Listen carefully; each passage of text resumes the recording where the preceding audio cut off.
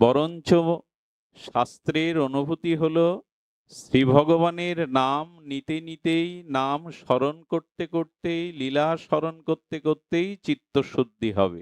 আগে চিত্তশুদ্ধি, পরে ভগবানের নাম, এটি সম্ভব নয়। অগ্রে ভগবানের নাম লও, নাম নিতে নিতে চিত্তশুদ্ধি, চিত্তে ভগবানের নাম রূপ লীলা স্বাভাবিক, শত স্বাভাবিক উদয় হবে।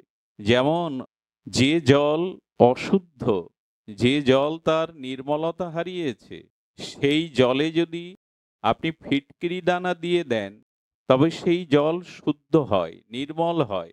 তেমনি এই কামনা বাসনাগ্রস্ত চিত্তে যদি ভগবানের নাম গ্রহণ করা যায়, তবে ভগবানের নামের দ্বারাই চিত্ত শুদ্ধি হয়ে যায়। এমন নয় যে আপনি চিত্ত শুদ্ধি করে ভগবানের নাম নেবেন। শ্রী ভগবানের চিন্ময় দিব্য নাম হলো সমস্ত সাধনার সার। যত সাধনাঙ্গ আছে বিশেষ এই কলিযুগে, সর্বসাধন শিরোমণি হলো ভগবানের দিব্য নাম। নাম সংকীর্তনং যস্য সর্বপাপ প্রণশনম প্রণম দুঃখ সমনস্তাং হরিং পরম। আমাদের পাপ আছে, অপরাধ আছে, বিষয় বাসনা আছে, আমাদের চিত্ত মন মলিন, কামনা বাসনায় জড়িয়ে ভোগ বাসনায় বড় মলিন। এই জন্য নামই একমাত্র সর্বাত্ম সাধন শিরোমণি, যে নামের দ্বারা আমরা পাপ মুক্ত হতে পারি, অপরাধ মুক্ত হতে পারি, চিত্ত নির্মল করতে পারি। দেখুন, যে বস্তুর নাম আছে তার রূপ আছে, যার রূপ আছে তার একটি নামও আছে। নাম এবং রূপ অভিন্ন। কোনো বস্তু থাকতে গেলে তার নাম থাকতে হবে, আর কোনো বস্তুর নাম থাকলে তা বস্তুরূপে পরিগণিত হবে। এই জন্য ভগবানের নামের মধ্যে সাক্ষাৎ ভগবান নামই অভিন্ন স্বরূপে বিদ্যমান। এই জন্য নাম স্মরণ এলেই ভগবানের সচ্চিদানন্দ রূপ স্মরণ আসবেই। তো এই জন্য নামের সাথেই ভগবানের দিব্য রূপ লীলা অভিন্ন রূপে আছে। নাম গ্রহণের সাথে সাথে সেই রূপ বা লীলাগুলো স্ফুরণ স্বাভাবিকভাবে প্রকাশিত হয় বা প্রকাশ হয়। এই জন্য ভগবানের দিব্য নাম এই বিশেষ কলিযুগে একান্ত আশ্রয় নেওয়ার কথা সমস্ত নিখিল শাস্ত্র, সমস্ত মহাজন আচার্যগণ বলে গেছেন। এই জন্য ভগবানের নামের দ্বারাই আমাদের চিত্ত শুদ্ধি, বিষয় বাসনার শুদ্ধি হতে পারে, অন্য কোনো উপায়ে এটি সম্ভব নয়। এই জন্য হরি নামের অর্থ করা হয়েছে চৈতন্য চরিতামৃতে। হরি শব্দের বহুত অর্থ, দুই মুখ্যতম। হরি শব্দে নানা অর্থ, দুই মুখ্যতম। কেউ যখন হরি বলে, কৃষ্ণ বলে, কৃষ্ণ কৃষ্ণ, রাম শ্রীরাম, যখন এই ভগবানের দিব্য নাম উচ্চারণ করে, তখন একটি কম্পন আসে। এই কম্পনটা শাস্ত্রে যেভাবে বর্ণনা করেছেন, সেইটা আপনার অনাহত থেকে আর আজ্ঞা চক্রবর্ত এবং আমাদের যে ইড়া পিঙ্গলা সুষুম্না, এর একটা তরঙ্গ প্রবাহ সৃষ্টি হয়। আপনি ভগবানের নাম বা কোনো শব্দ উচ্চারণ করলেন, তার একটা তরঙ্গ আছে। এই তরঙ্গটা আপনার সমস্ত সুষুম্না, ইড়া পিঙ্গলা যে নাড়ী প্রবাহ আছে, সেগুলিতে একটা কম্পন আসে, একটা জাগরণ আছে। প্রতিটি শব্দ উচ্চারণের সাথে একটা কম্পন বা ভাইব্রেশন আপনার ভেতরে কি করে, জাগিয়ে দেয়। একটা পুষ্করণীতে আর কোনো পাথর ছুড়লে যেমন তার তরঙ্গটা তরঙ্গায়িত হয়, তেমনি কৃষ্ণ কৃষ্ণ ভগবানের দিব্য নাম হরি যখন আপনি উচ্চারণ করছেন, তখন আপনার সমস্ত ইড়া পিঙ্গলা সুষুম্নাতে একটা পবিত্র তরঙ্গ সৃষ্টি হচ্ছে। আর এই তরঙ্গের দ্বারা মানুষের আত্ম বিবেক, মানুষের ভেতরে তার মেধা, তার সুবুদ্ধি, তার আত্মকল্যাণ চিন্তাগুলো স্ফুরণ হয়ে ওঠে। একটা শক্তির জাগরণ হয়। এ যারা নাম গ্রহণ করেন, তাদের এ অনুভূতি আসতে পারে। নাম না নিলে অনুভূতি আসবে না। যখনই আপনি ভগবানের দিব্য নাম উচ্চারণ করছেন, তখন আপনার সমস্ত শরীরে একটা কম্পন আসছে। সেই কম্পনের দ্বারা ভেতরে যে সুপ্ত শক্তি, সেটা জেগে ওঠে। জয় রাধে। সব ভালো হয়। শব্দযন্ত্রটা এত জয় নিতাই গৌর, জয় রাধে। একটু বাড়িয়ে দাও, ভলিউমটা ঠিক ছিল, দেখো নেমে গেছে। তো হরি নামের দ্বারা আপনার ভেতরে এই শক্তির জাগরণ ঘটে। হরি উচ্চারণ করলে কি হয়? হরি শব্দে বহুত অর্থ, দুই মুখ্যতম। যেই হরি শব্দ উচ্চারণ করলেন তার বহু অর্থ হলেও দুটি মুখ্যতম। কি বলছেন? সর্ব অমঙ্গল হরে প্রেম দিয়া হরে মন। বা যেই আপনার জিহ্বায় আর হরি শব্দ উচ্চারিত হলো, সেই কি হলো? হরি শব্দের বহুত অর্থ, দুই মুখ্যতম। সর্ব অমঙ্গল হরে প্রেম দিয়া হরে মন। উচ্চারণের সাথে সাথে আপনার সমস্ত অমঙ্গল হরণ করে নিল।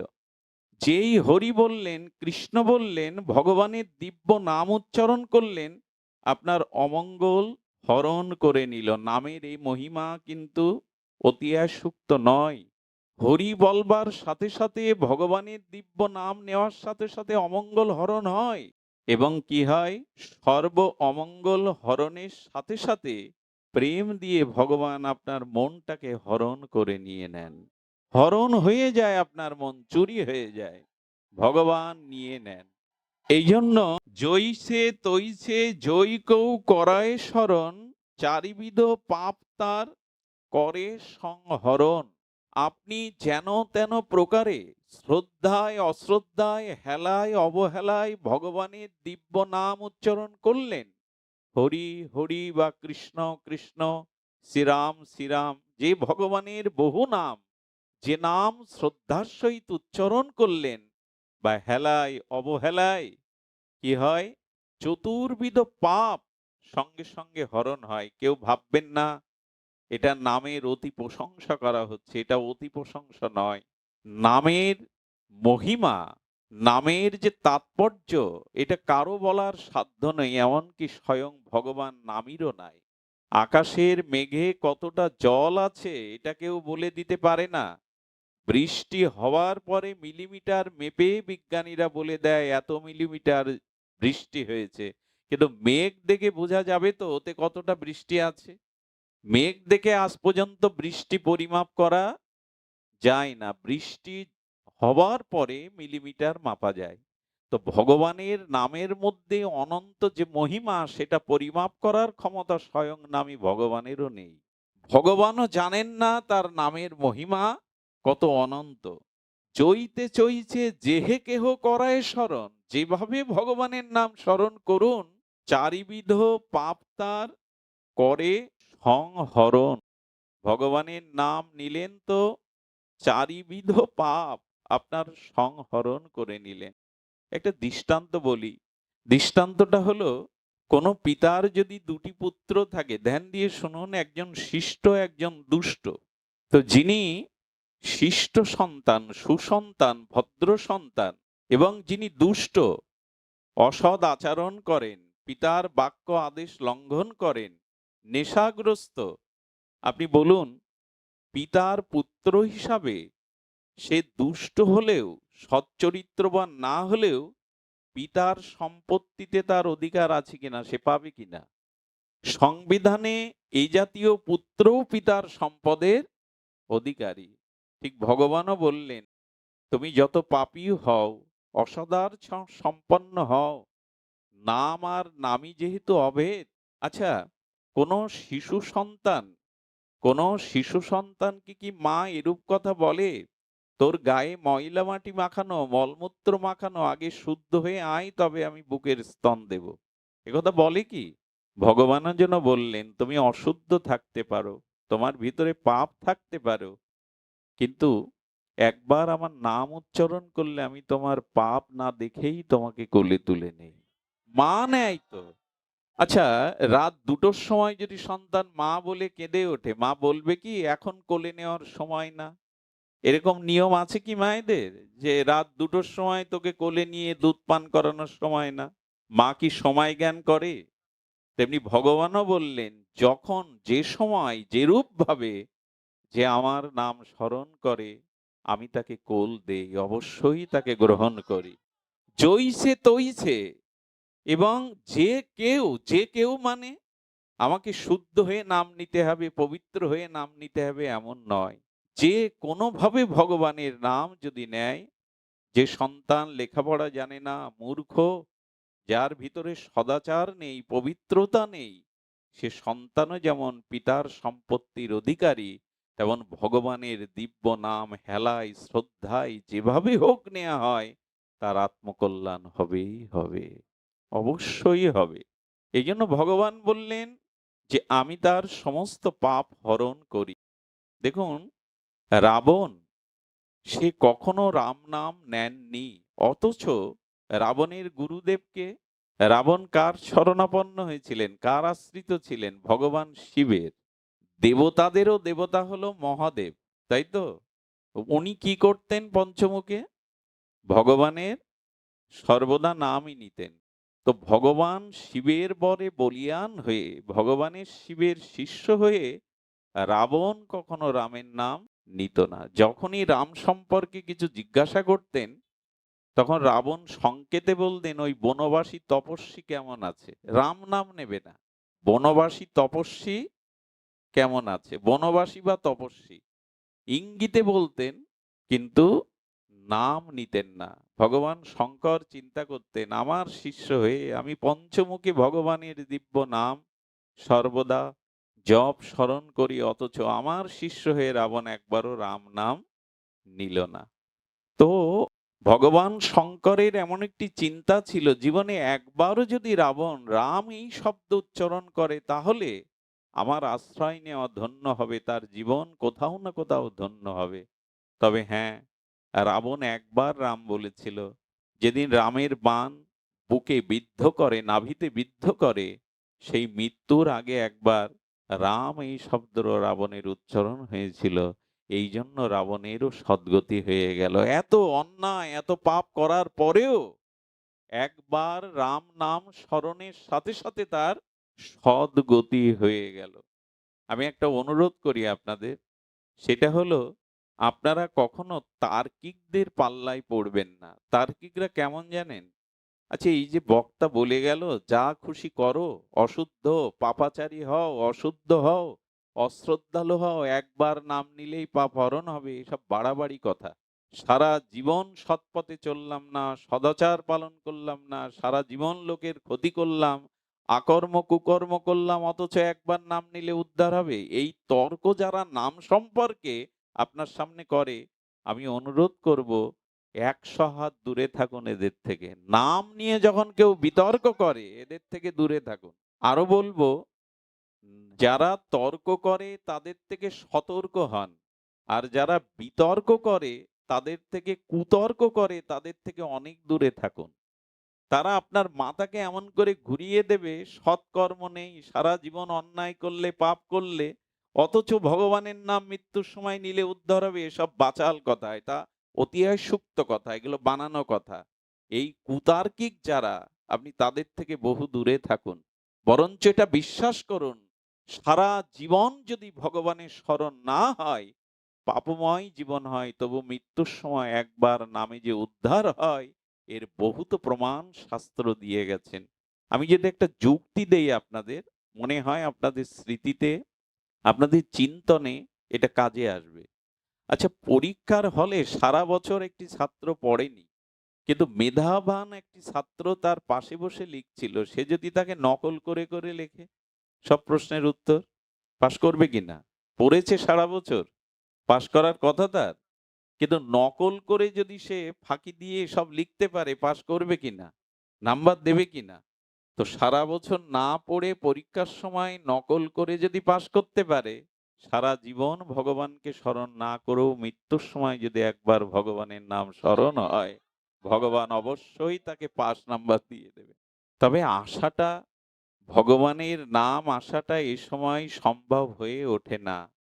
এই জন্য অজামিল যখন নারায়ণ বলছেন, নারায়ণ বলছেন ভগবান নারায়ণকে না, চতুর্ভুজ বৈকুণ্ঠ বিলাসমূর্তি ভগবানকে ডাকছেন না। এই পাপী থেকে অতি পাপী, মহাপাপী অজামিল ডাকছেন যমের ভয়ে তার পুত্র অজামিলকে। কিন্তু কি অদ্ভুত নাম মহিমা! স্বয়ং বৈকুণ্ঠ বিলাসমূর্তি নারায়ণ তার ৪ জন দূতকে বলছেন, তাড়াতাড়ি যাও অজামিলকে বৈকুণ্ঠে নিয়ে এসো। আরে কি অবাক করা বিষয়! যমদূতগণ হাত জোড় করে বলছেন, প্রভু আপনার আদেশ এ দাসগণ চিরকাল প্রস্তুত পালন করতে, কিন্তু যাকে আনতে বলছেন একজন গেলে তো হয়, আমাদের ৪ জনকে কেন পাঠাচ্ছেন? ভগবানের দূতগণ ৪ জন যাবে কেন এক অজামিলের জীবাত্মাকে আনতে? বলল, তোমরা শোনোনি? ও নারায়ণ বলছে, আর আমার নামের অক্ষর ৪টি, নারায়ণ। যদিও গোবিন্দ বলতো তোমাদের ৩ জন যেতে হতো, যদি হরি বলতো তোমাদের ২ জন যেতে হতো, যদি মধুসূদন বলতো ৫ জনকে আমি পাঠাতাম। যেহেতু নারায়ণ শব্দ ৪ অক্ষরের, এই জন্য তোমরা ৪ জন ওকে আদর করে আমার কাছে নিয়ে এসো। ভগবানের ৪ জন দূত লাগে নাকি নিয়ে যেতে? কিন্তু এক একটি নামের অক্ষরে ভগবান এত প্রসন্ন হয়েছে ৪ জনকে পাঠাচ্ছেন। যমদূতগণ তারা করজোড়ে নিবেদন করছেন, প্রভু ও আপনাকে স্মরণ করেনি, ও স্মরণ করেছে ওর পুত্র নারায়ণকে, তাও যম ভীতিতে। আর ভীতি হয়ে সন্ত্রস্ত হয়ে ওর পুত্র নারায়ণকে ডেকেছেন। ভগবান তখন বললেন, ও কাকে ডেকেছে জানি না, তবে ও আমাকেই স্মরণ করেছে। আচ্ছা, সর্বজ্ঞ ভগবান জানে না অজামিল কাকে ডাকছে? তো কথা বলুন, জানে না? কেন ভগবান বলছেন যে ও আমাকেই ডেকেছে? ভগবান তখন বলছেন, শোনো, তোমরা যদি নারায়ণ হিসাবে ওর ছেলেকে মনে করো, তবে আমি বলবো ওর ছেলে নারায়ণ নকল নারায়ণ, আসল নারায়ণ আমি। এই জন্য আমারই দায়, আমারই কর্তব্য ওকে আমার কাছে আনা, উদ্ধার করা। বলে, কেমন নকল ওর পুত্র নারায়ণ? বলেন, ১০০ বছর আগে ওর পুত্র ছিল না, ১০০ বছর পরেও থাকবে না, আর ওর ছেলের ওর পিতার উদ্ধার করার ক্ষমতা নাই। কিন্তু আমি ছিলাম অনাদিকালে, আমিও অনাদিকাল থাকবো। এই জন্য আমি আসল নারায়ণ। তোমরা যাও, ওকে আমার কাছে নিয়ে এসো। এর থেকে নাম মহিমা কি থাকতে পারে? অজামিল হেন পাপ নেই, মহাপাপ নেই যে জীবনে। তবে এসব দৃষ্টান্ত অনেকেই বলেন ২-৪ জনের বেলায় আমরা দেখি, সবার বেলায় কি হয়? না, ভগবান জানালেন যে নামের এমন অনন্ত মহিমা। যদি কেউ নিতে পারে তাহলে মঙ্গল প্রাপ্ত হবেই। দেখুন, নামে ৪ প্রকারের পাপ নষ্ট হয়। একটু ধ্যান দিয়ে শুনুন। আমাদের জীবন তো স্খলিত, পতিত জীবন। আমরা যতই শুদ্ধভাবে চলতে চাই, যতই সৎভাবে জীবনযাপন করতে চাই, যতই কামনা বাসনাকে এড়িয়ে যেতে চাই, বর্তমান কাল কবলিত অন্ধকার সময়ে এটি সম্ভব নয়। এইজন্য ভগবানের নাম আমাদের একটা ভরসা জাগায়, একটা আশা জাগায়। ৪ প্রকারের পাক হলো, ১ম পাতক। পাতক মানে পাপ। এরপরে বলা হয়েছে মহাপাপ, অতিপাপ আর অতিপাপক, পাপক, মহাপাপ আর মহাপাতক। এই ৪ প্রকারের পাপ ভগবানের নামের দ্বারা সেই পাপ দূর হয়। যদি অতিপাপীও হয়, মহাপাপীও হয় এবং যদি পাতকীয় হয়, এই ৪ প্রকারের পাপ যাদের আছে, ভগবানের দিব্য নামের দ্বারা এই ৪ প্রকার থেকে তারা মুক্ত হয়। শুধু কি তাই? একটা মার্মিক কথা বলি, যদি ধ্যান দিয়ে শোনেন। আপনি যদি জ্ঞানী হন, আর জ্ঞানের দ্বারা আপনি যদি ব্রহ্মজ্ঞানও লাভ করেন, অর্থাৎ ব্রহ্মজ্ঞানী জ্ঞানীও হন, তবু আপনার অনন্ত জন্মের যে প্রারব্ধ ব্রহ্মজ্ঞানের দ্বারা নাশ হয় না। আপনার আমার পূর্ব জন্মের কর্মের যে প্রারব্ধ, সেই কর্মফল ব্রহ্মজ্ঞানের দ্বারাও স্খলন হয় না, নিষ্ক্রিয় হয় না। কারণ ব্রহ্মজ্ঞানের থেকে আপনার প্রারব্ধ আরো বলবান। কিন্তু ভগবান বলেছেন যে ভগবানের নামের দ্বারা প্রারব্ধ নষ্ট হয়। যেটা ব্রহ্মজ্ঞানের দ্বারা হয় না, সেটি প্রারব্ধের দ্বারা হয়। কারণ ভগবানের নাম নিলে ভক্তি হয়। আর ভক্তি হলে ভগবান কি করে জানেন? খুব মন দিতে হবে। ভক্তি হলে ভগবান তাকে কি করেন? নিরোধ আর বিরোধ, দুটো শব্দ আছে। কি কি বললাম? নিরোধ আর বিরোধ। আপনি যদি ধ্যানী হন, তপস্বী হন, যোগী হন, আপনি যদি তীর্থ পরিভ্রমণ করেন, দানশীল হন, তবে সেই দান, ধ্যান, তপস্যা, যাগযজ্ঞের দ্বারা আপনার চিত্তকে আপনি নিজে নিরোধ করতে পারবেন। জ্ঞানের দ্বারা, ধ্যানের দ্বারা, তপস্যার দ্বারা আমাদের যে মনোবৃত্তি চিত্তবৃত্তি এটা যোগীরা নিরোধ করে। কিন্তু যিনি ভক্তির আশ্রয় নিয়েছেন, নামের আশ্রয় নিয়েছেন, তিনি মন নিরোধ করেন না। ভগবান মহাপাপ হতে তাকে বিরোধ করেন, তাকে পাপ করতে। আরে বাবা, একটা হলো নিরোধ আর একটা হলো বিরোধ। ভগবান তার নামাশ্রিত ভক্তের পাপ বা স্খলন কর্ম হতে কি করেন? নিরোধ করেন, বিরোধ করেন। কিন্তু আপনি যোগী, তপস্বী, ধ্যানী যাই হন, ওই ধ্যানের দ্বারা, যোগের দ্বারা, কর্মের দ্বারা আপনাকেই আপনার মনটাকে নিরোধ করতে হবে। ওখানে ভগবানের ভূমিকা নেই। কিন্তু ভক্তির আশ্রয় নিলে, নামের আশ্রয় নিলে স্বয়ং ভগবানই আপনাকে পতনের হাত থেকে কি করবেন? বিরোধ করবেন যে তুমি এ পথে যাবে না। এই নিরোধ আর বিরোধটা আবার বারবার বলছি কেন? ভক্তকে ভগবান সে পথে যেতে দেন না যে পথে গেলে ভক্তের অকল্যাণ হবে। কিন্তু জ্ঞানী যোগী যারা, যারা জ্ঞান সাধনা করেন, কর্মের সাধনা করেন, যারা যোগ দর্শন মানেন, ধ্যান করেন, তাদের ধ্যানের যোগের উপরে নির্ভর করে মনটাকে নিরোধ করার। কিন্তু ভগবান এসে বিরোধ করেন, তোমাকে এ পথে যেতে দেব না। এই জন্য ভক্তি হলে ভগবানের সুখের দিকে দৃষ্টি দেয়।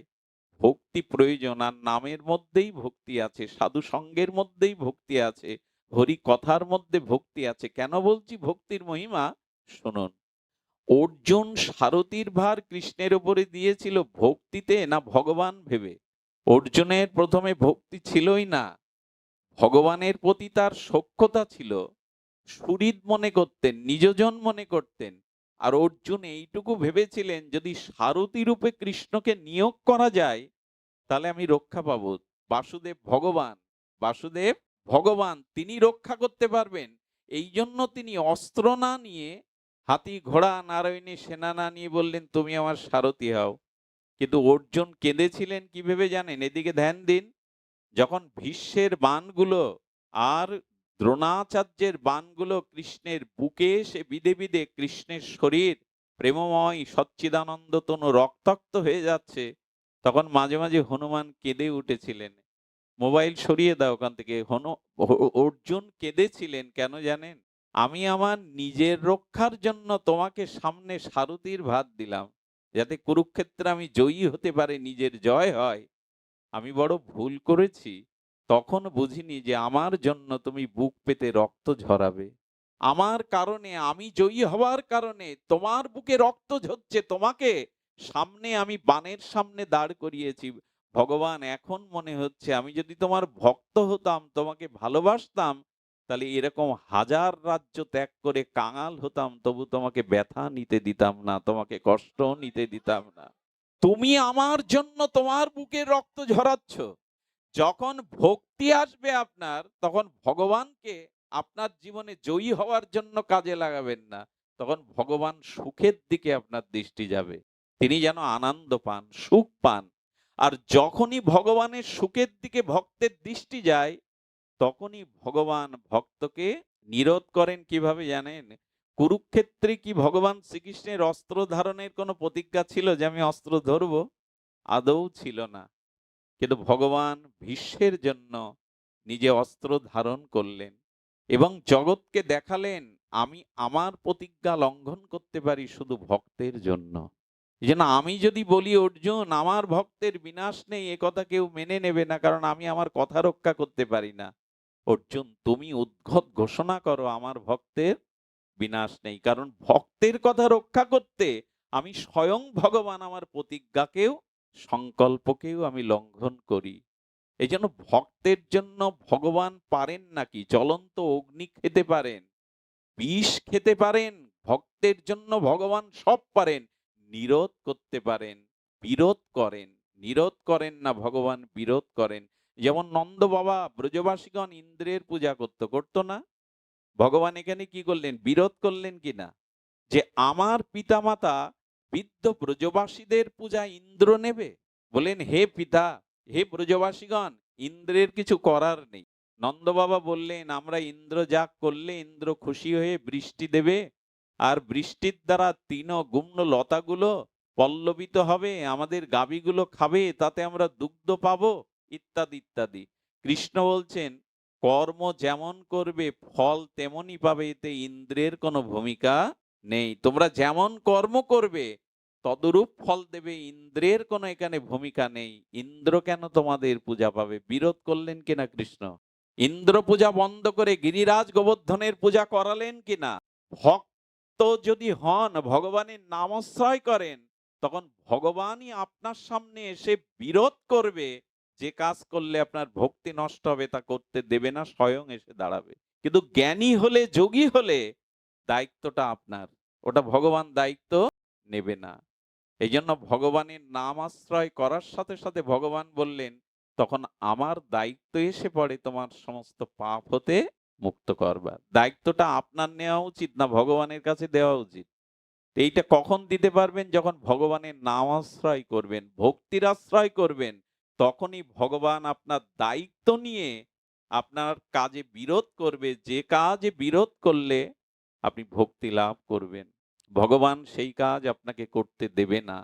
এই জন্য দেখুন, প্রারব্ধ নষ্ট হয় ভক্তির দ্বারা। শুদ্ধ ভগবত ভক্তির দ্বারা প্রারব্ধ শুধু নষ্ট না হয়, কি বলেছে দেখুন, কূট এবং বিষ এ দুটোও নষ্ট হয়। কূট এবং বিষ কি? দেখুন, যে পাপটা আমরা করেছি, যে পাপ অনন্ত জন্ম সঞ্চিত আছে, ওটা বীজ আকারে আছে। কি আকারে আছে? যে পাপ আমাদের অনন্ত জন্ম হয়েছে ওটা বীজ আকারে আছে। আর ওই বীজটা কি হয়? মাঝে মাঝে অঙ্কুর হয়ে যায়। বীজ যদি সরস মৃত্তিকায় পড়ে, জলধারায় সিক্ত হয়, তখন অঙ্কুর হয়। অঙ্কুর হয়ে ওটা বৃক্ষে রূপান্তরিত হয়। ভগবান বললেন আমার নাম নিলে, আমার চরণে শরণ নিলে, আমি ওই পাপের বীজ যেটা যেটা পরবর্তীতে বৃক্ষ হবে, ফল দেবে, প্রারব্ধ হবে, সেই বীজটাকেও নাশ করে দেই। এটা হরি নামের দ্বারা হয়, ভক্তির দ্বারা হয়, অন্য কিছুর দ্বারা এটি সম্ভব নয়। এই জন্য শাস্ত্রে বলেছেন সর্বমহা প্রায়শ্চিত্ত একমাত্র নামের দ্বারা হয়। এটা খুব অপূর্ব কথা। আমরা পাপ করলে সেই পাপ স্খলনের জন্য, পাপ মুক্ত হওয়ার জন্য শাস্ত্রে কি বিধান দেওয়া আছে? প্রায়শ্চিত্ত। আপনি যত পাপ করবেন প্রত্যেক পাপের একটা প্রায়শ্চিত্তের বিধান শাস্ত্রে আছে, আছে কি না? কিন্তু সর্বমহাপ্রায়শ্চিত্ত একমাত্র ভগবানের নামেই হয়, অন্য কিছুতে হয় না। আপনারা জানেন যে পারাক চন্দ্রায়ন তপ্ত কিচ্ছ ন দেহি শুদ্ধিং ভবতিহ তাদিক। এই এই যে চন্দ্রায়ন শুনেছেন না? মানুষ মরছে না, রোগ যন্ত্রণায় কষ্ট পাচ্ছে বছরের পর বছর, তখন মানুষ কি প্রায়শ্চিত্ত করে? চন্দ্রায়ন প্রায়শ্চিত্ত করে, যাতে পাপ ক্ষয় হয়ে সে রোগ আর এই যন্ত্রণা মুক্তি হয়ে তাড়াতাড়ি ভগবানের কাছে ফিরে যেতে পারে। তো চান্দ্রায়ন আছে, পারাক্য আছে, এমন অনেক প্রায়শ্চিত্ত আছে। কিন্তু কলিযুগে শাস্ত্রে বলছেন কলৌ সংকীর্তন নেব গোবিন্দ নাম ভবতীব যাদৃক। সমস্ত প্রায়শ্চিত্তেরও মহান প্রায়শ্চিত্ত ভগবানের নামে। নামই হলো প্রকৃত প্রায়শ্চিত্ত।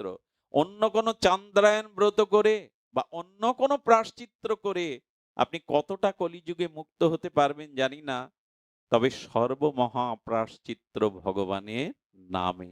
আহা, বলছেন ভগবানের নাম উচ্চারণের সাথে সাথে আপনার সর্বমহা প্রায়শ্চিত্ত, শব্দটা দিয়েছেন সর্বমহা প্রায়শ্চিত্ত। একবার নামে যতটা পাপ হরণ করতে পারে আপনার ক্ষমতাও নেই, শাস্ত্র বলছে আপনি ততটা পাপ। এ কথাগুলি তো জানা। বললেন তোমার কাছে নতুন করে কি শুনবো, এ তো শুনছি সারা জীবন।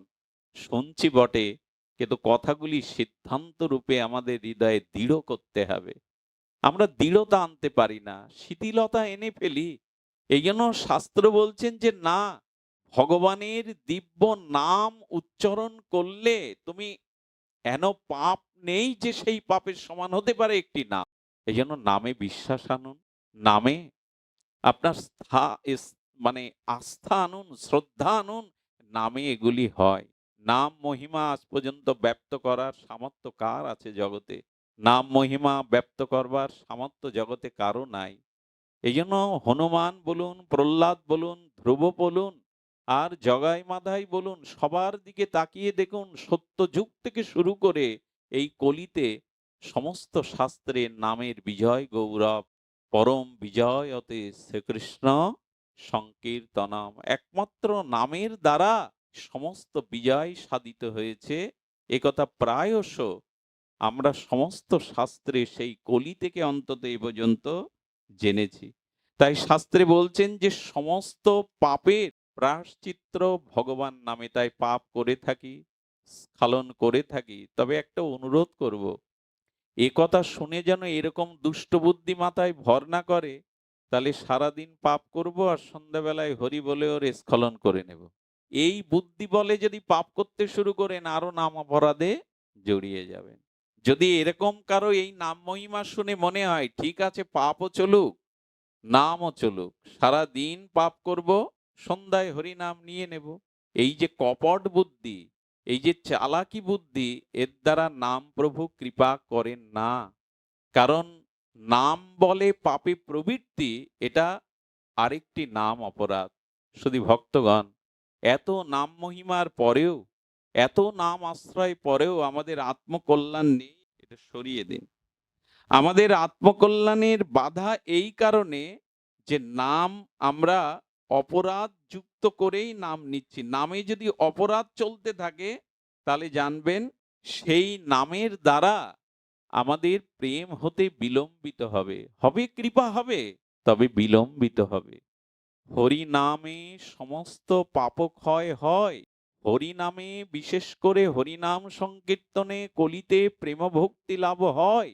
ভগবানের দিব্য নামের দ্বারা সমস্ত প্রায়শ্চিত্ত হয়।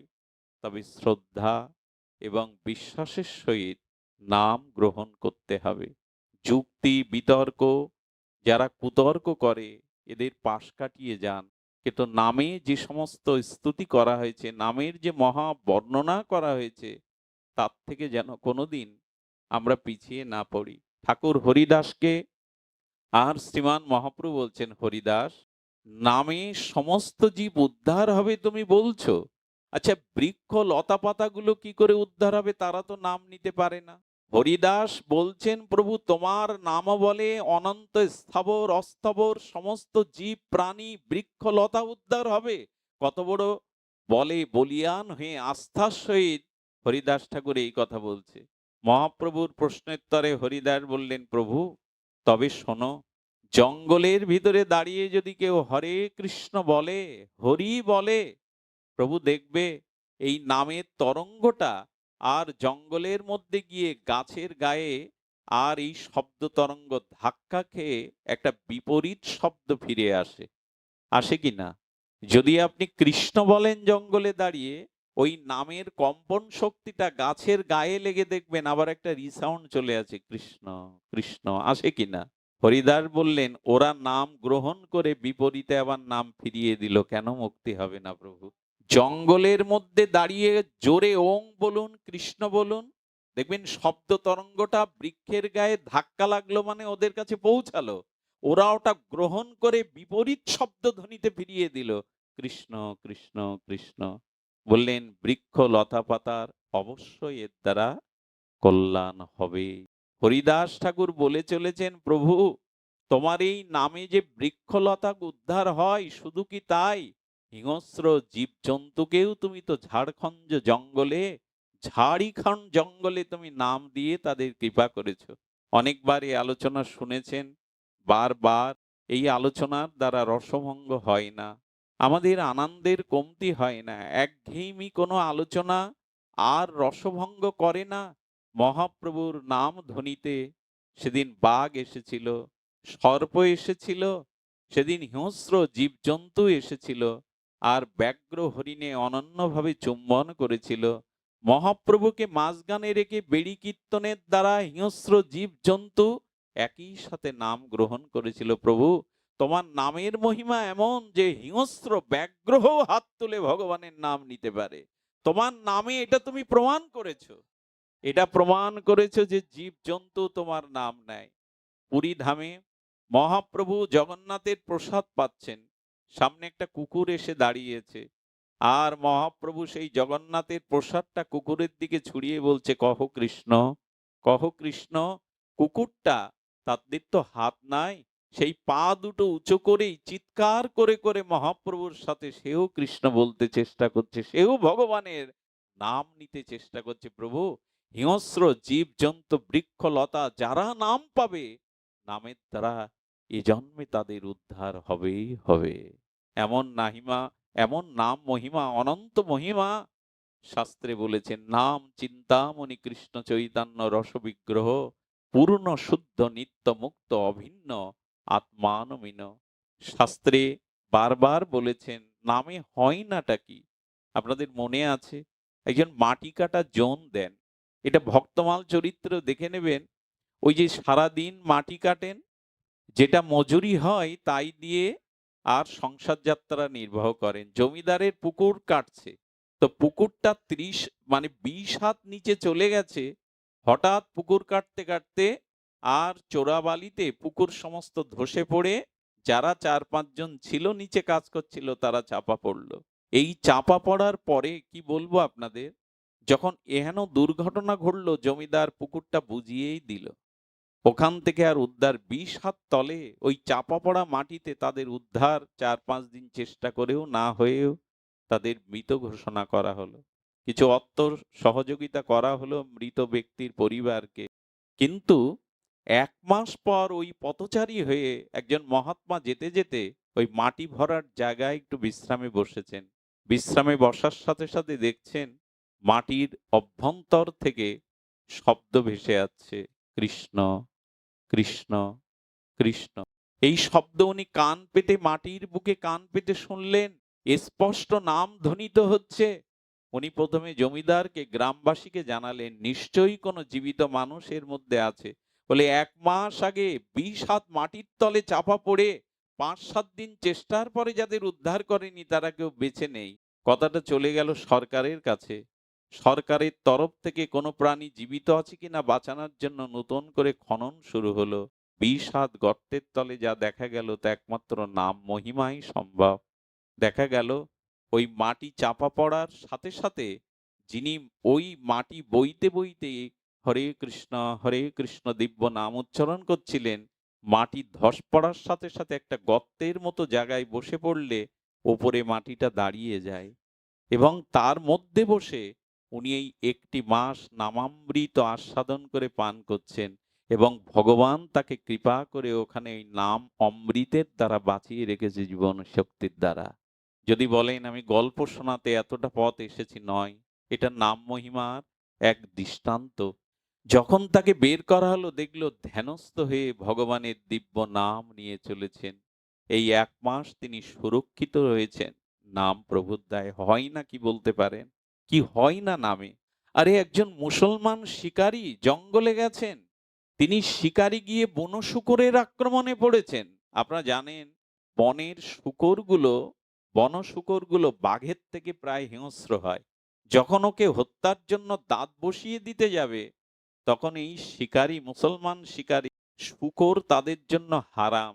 এই জন্য কয়েকবার উনি পদাঘাত করছেন ছাড়িয়ে নেওয়ার জন্য আর বলছে হারাম ছাড়, হারাম ছাড়, হারাম ছাড়। এই 3 বার হারাম উচ্চারণের সাথে সাথে বুনো শূকরটি তাকে আক্রমণ থেকে রেহাই দিয়ে মাথা নিচু করে চলে গেলেন।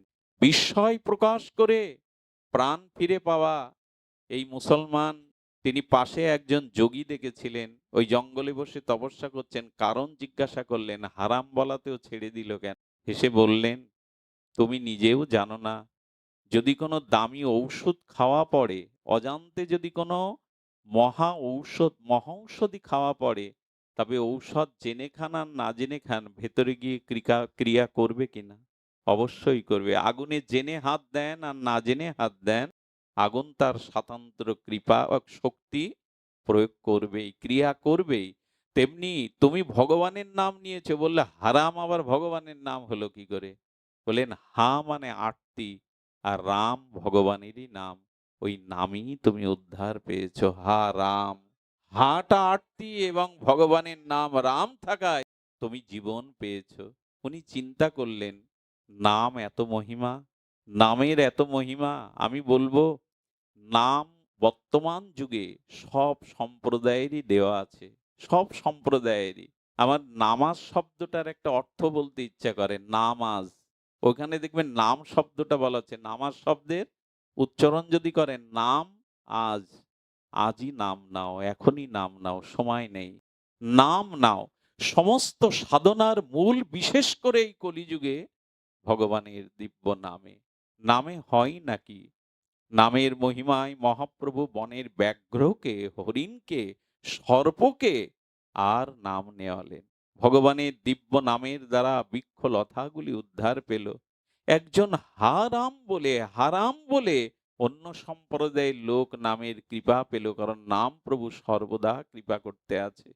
কি বলবো আপনাদের, বৃন্দাবনে একবার হাল চাষ করতে গিয়ে দেখলো প্রায় ৬ ফুট লম্বা একটা দেহের ভেতরের হাড়গোড় পাওয়া গেল। তার বুকের পাঁজরগুলো যখন খেতে নাঙলের দ্বারা উঠে এলো, দেখা গেল বুকের পাঁজরগুলোতে হরে কৃষ্ণ মহামন্ত্র নাম অঙ্কিত হয়ে আছে। আচ্ছা, হাড়ে নাম লিখলো কে? হাড়গুলো নিয়ে যখন বৃন্দাবনের নিষ্ঠাবান নামনিষ্ঠ মহামানবদের কাছে যাওয়া হলো, নামনিষ্ঠ সাধকদের, বলেন উনি এত নাম নিয়েছেন জীবনে, ওনার বুকের পাঁজরে রাম ভগবানের নাম অঙ্কিত হয়ে আছে। সনাতন গোস্বামী যে বৃক্ষের তলে নাম করতেন, উনি অপ্রকট হওয়ার পরে বৃক্ষটা মারা যায় জানেন। ওই বৃক্ষটার ছালগুলো ওপর থেকে উঠে যাওয়ার পরে দেখা যায় যে বৃক্ষের ভেতরে ভগবানের নামগুলো, হরে কৃষ্ণ নামগুলো অঙ্কিত হয়ে আছে। বৃক্ষের হলো, ব্যাঘ্রের হলো, লতাপাতার হলো, হলো না শুধু আমার। নামে রুচি সকলের হলো, হলো না শুধু আমার। প্রহ্লাদ তার নামের দ্বারা স্তম্ভের ভেতরেও ভগবানকে আবির্ভাব করালেন, কিন্তু আমরা জঙ্গম দেখি, পাথর দেখি, নাম দেখি না। এই জন্য অনুরোধ করব, সমস্ত কুতর্ক বাদ দিয়ে, সমস্ত তার্কিকতা বাদ দিয়ে ভগবানের নামটা একবার গ্রহণ করবার সংকল্প করুন না। নিত্য নিরন্তর নাম নেওয়ার সংকল্প করুন, নিত্য নিরন্তর। এই নামই বর্তমান যুগে একমাত্র, মহাপ্রভু বারবার বলেছেন, শিক্ষাষ্টকে তো তার এই কথাই বলায়, চেত দর্পণ মার্জনম ভব মহাদাবাগ্নি নির্বাপনম শ্রেয় কৌরব চন্দ্রিকা বিতারণং বিদ্যা বধূ জীবনাম। উনি বলছেন নাম বিদ্যা বধূর ন্যায়, এই নাম পরম বিজয় আনবে। সদা সর্বদা চিত্ত শুদ্ধি প্রেম প্রাপ্তির একমাত্র উপায় ভগবানের নাম। সারঙ্গ ঠাকুরের কথা আমরা বলেছি, মহাপ্রভুর এই বৃদ্ধ পরিকর সর্বদা এক বকুল তলায় বসে নাম নিতেন। বকুল গাছটা শুকিয়ে মারাই গেছে। মহাপ্রভু এসে বললেন, ঠাকুর, যে বৃক্ষ তোমাকে ছায়া দিত রৌদ্র বৃষ্টিতে, আর সে বৃক্ষ তো মরে গেছে, এখন এই বৃক্ষকে ছেড়ে দাও। বললো, বহুদিন ধরে নাম নিচ্ছি, ও আমার সাথী, ও আমায় ছেড়ে চলে গেলেও আমি ওকে ছাড়বো না। নাম নিতে নিতে বৃক্ষের প্রতি মমতা এসে গেছে। মহাপ্রভু তখন কি করলেন, মরা বকুল বৃক্ষটাকে জড়িয়ে হরে কৃষ্ণ যেই দিব্য নাম বললেন, মুহূর্তের মধ্যেই মরা বৃক্ষটা ফুল ফলে পল্লবিত হয়ে নবশাখা পল্লবিত হয়ে গেল। ঠাকুর, নাম আশ্রয় নিয়ে তুমি এই বৃক্ষের তলে বসে নাম করো, নাম আবার তোমার ছায়া দেবে। হরিদাস ঠাকুর সিদ্ধ বকুলের নাম শুনেছেন পুরীতে? এই সিদ্ধ বকুল তলায় আজও মাঝে জানেন, কয়েক বছর আগে পুরীতে প্রলয়ঙ্কারী ঝড় হয়ে যায়, কিন্তু সেই ঝড়ে 3 তলার উপরে চিলেকোটাও যদি সেখান থেকে ধ্বংস হয়ে যায়, তবে জগন্নাথ মন্দিরের যেমন পতাকাটারও ক্ষতি হয়নি, বা জগন্নাথ মন্দিরের স্বর্গদুয়ারের পাশে হরিদাস ঠাকুরের সিদ্ধ বকুলের একটা ডালও ভেঙে পড়েনি। এবং সেই সিদ্ধ বকুলের মহিমা কি জানেন? ভেতরে ভেতরে কোনো অবয়ব শিকড় নাই, শুধু ছালটাই দাঁড়িয়ে আছে গত 550 বছর ধরে। এই বকুল বৃক্ষটার ইতিহাস হলো, হরিদাস ঠাকুর যখন পুরীতে আসবেন, মহাপ্রভু চিন্তা করলেন, আমার হরিদাস নিষ্কিঞ্চন, জীবনে কখনো ঘর বাঁধেনি, হরিদাস কখনো গৃহ তৈরি করে থাকেনি, আর এই রোদ বৃষ্টি ধরে 3 লক্ষ নাম হরিদাস করবে। তাই জগন্নাথের প্রসাদী আর বকুলের দন্তকাষ্ঠটা মহাপ্রভু হাতে নিয়ে ওই বালির মধ্যে রোপণ করে দিলেন, আর মনে মনে বললেন, আমার হরিদাস নিষ্কিঞ্চন, হরিদাসকে ছায়া দিও, ফুল দিও, হরিদাসকে আশ্রয় দিও, সে তো ঘর বাঁধেনি কখনো। সঙ্গে সঙ্গে সেই জগন্নাথের আর সেই বকুলের কাঠটি মহিরীয় বকুল গাছ রূপ নিল। তার তলায় ছায়ায় বসে হরিদাস সারাটা জীবন নাম নিয়ে গেছে সিদ্ধ বকুলে। আজও বর্তমান সেই সিদ্ধ বকুল। যারা পুরীতে যান দয়া করে ঠাকুর হরিদাসের সমাধিস্থলে আর এই সিদ্ধ বকুলকে একটু স্পর্শ করে আসবেন। সেখানে আজও সিদ্ধ বকুল, যেদিন হরিদাস দেহত্যাগ করেন, অনন্ত লীলায় নিত্য লীলায় প্রবেশ করেন, সেদিন সিদ্ধ বকুল কি করেছিল জানেন? সিদ্ধ বকুল থেকে ঝরো ঝরো বিন্দু বিন্দু জল হরিদাসের মুখে পড়েছিল। কয়েকটা বকুল ফুল ঝরে ঝরে হরিদাসের বুকে পড়েছিল। সিদ্ধ বকুল বলেছিল, ঠাকুর তুমি চলে গেলে তোমার মতো ৩,০০,০০০ নাম আমাকে আর কেউ শোনাবে না।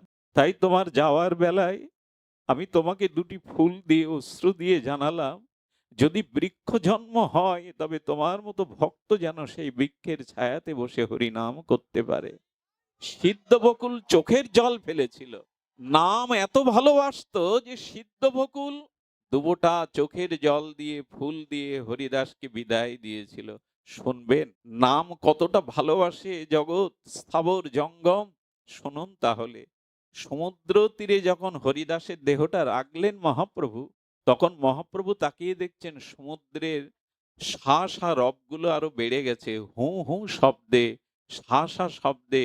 আর সেই তরঙ্গায়িত পুরীর সমুদ্রের ঢেউগুলো এসে হরিদাসের চরণকে বন্দনা করছে।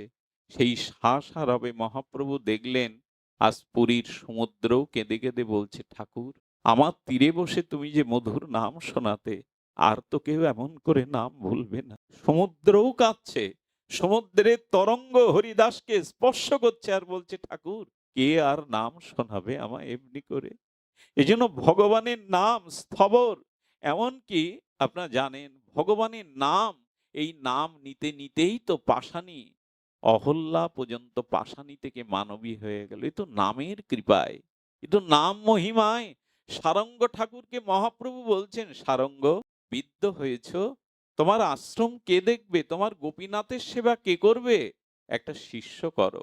নিমাই আমাকে কেন জ্বালাতন করো? শিষ্য আমি কাউকে করব না। শিষ্য করলে তাকে উদ্ধার করতে হয়, তাকে মুক্তি প্রেম ভক্তি দিতে হয়। আমি নিজের জ্বালায় জ্বলছি, তুমি আমাকে শিষ্য করতে বলো না। কিন্তু মহাপ্রভু বারবার বলছেন একজনকে শিষ্য করো। যাও নিমাই, জ্বালাতন করো না। কাল সকালে প্রভাতে যাকে দেখবো তাকে শিষ্য করব, যাও হরিনাম দিয়ে শিষ্য করব। মহাপ্রভু হাসতে হাসতে চলে গেলেন। রাত ব্রাহ্ম মুহূর্তে, বিবাহ বরি শেষে ব্রাহ্ম মুহূর্তে সারঙ্গ ঠাকুর গঙ্গায় স্তুতি করছেন। স্নান করে আসতে গিয়ে দেখলো মাজার কাছে একটা ভেলা এসে বেঁধে গেল, মশারি টানানো। সেই ভেলার মধ্যে ১৩ বছরের এক কিশোরের লাশ। গতকাল দুপুরে তার উপনয়ন হয়েছে, সন্ধ্যায় সর্পাঘাতে মারা গেছে, আর তাকে মধ্যরাত্রে ভেলায় করে পিতামাতা ভাসিয়ে দিয়েছে। সারঙ্গ ঠাকুর মৃত কিশোরের চোখের দিকে তাকিয়ে বললে, কিরে, মহাপ্রভুকে কথা দিলাম নিমাইকে কাল সকালে প্রভাতে যাকে দেখবো হরিনাম দিয়ে শিষ্য করব, তুই তো মৃত। এখন মহাপ্রভুকে কথা দিয়েছি, নিমাইকে কথা দিয়েছি, কথা তো রাখতে হবে। তুমি মৃত হতে পারো, কিন্তু মহাপ্রভুর কৃপায় নাম তো সঞ্জীবনী সুধা, মৃতকেও জীবন দিতে পারে না। নাম তো মৃত সঞ্জীবনী সুধা। তবে এসো।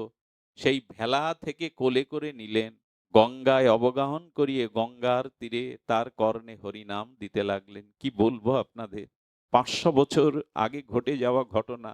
এ কোনো কাল্পনিক নয়, এ কোনো গল্পগাথা নয়। সেই সঞ্জীবনী সুধা হরিনাম দিতে দিতে দিতে দিতে ১৩ বছর কিশোরটি আর জীবন ফিরে পেয়ে উঠে দাঁড়িয়ে প্রণাম করছে বাবাজি মহারাজকে। কে তুমি? বলেন, আমি গত জন্মের কথা জানি না, তবে এই জন্মে যেটুকু জানি আপনিই আমার জীবনদাতা, আপনিই আমার সব।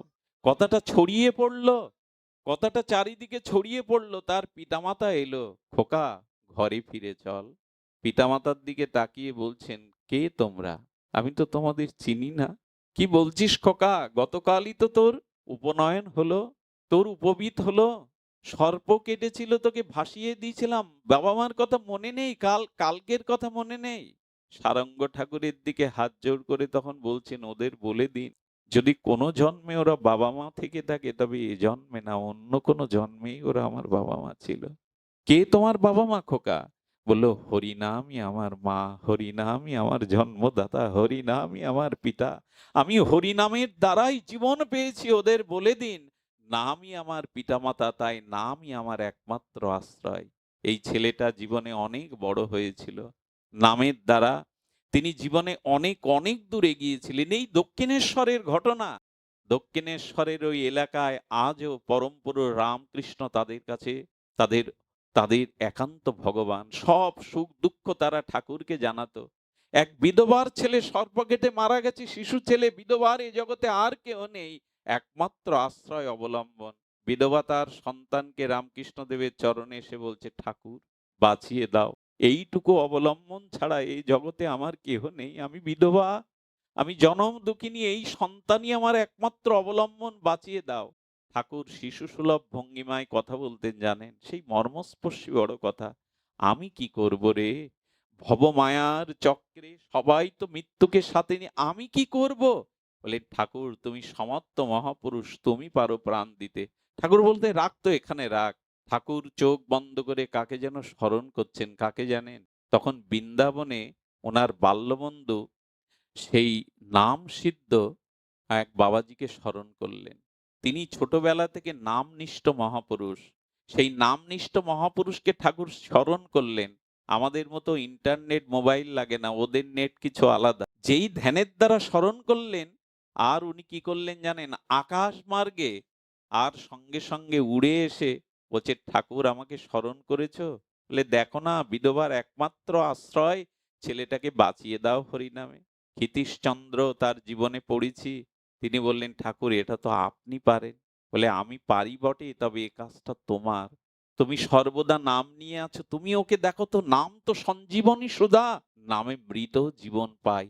বলো, একটু নাম বলো। ঘিরে ঘিরে নাম করতে লাগলেন। ভগবানের নাম, দিব্য নাম উচ্চারণ করতে করতে কয়েকবারের মধ্যে সেই নামনিষ্ঠ মহাপুরুষের দিব্য নাম সঞ্জীবনী সুধায় সেই বিধবার ছেলে মা মা বলে আবার কেঁদে উঠল, আবার ফিরে পেল।